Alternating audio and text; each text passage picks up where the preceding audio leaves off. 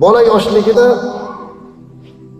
ota-onam eng aqlli, eng zo'r, eng kuchli deb o'ylaydi mana shu 7 yoshga kirguncha.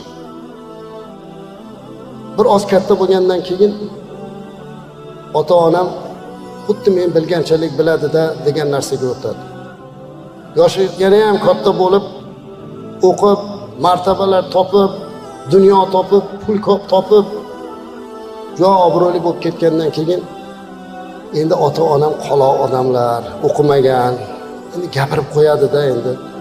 Ularda endi gapini eshitib qo'yaveramiz-u, xo'p deb qo'yaveramiz deb qo'yadi.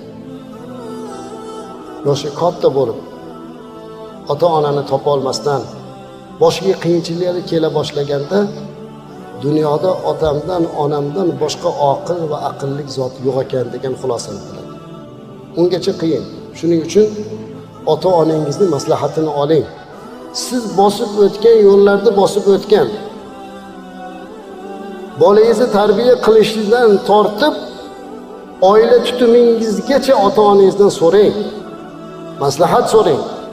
Ular chunki bu jarayonni bosib o'tgan ota-ona. Shuning uchun ham azizlar, ota-onani duosi, ularning xizmatini qilishlik biz uchun ulkan savob.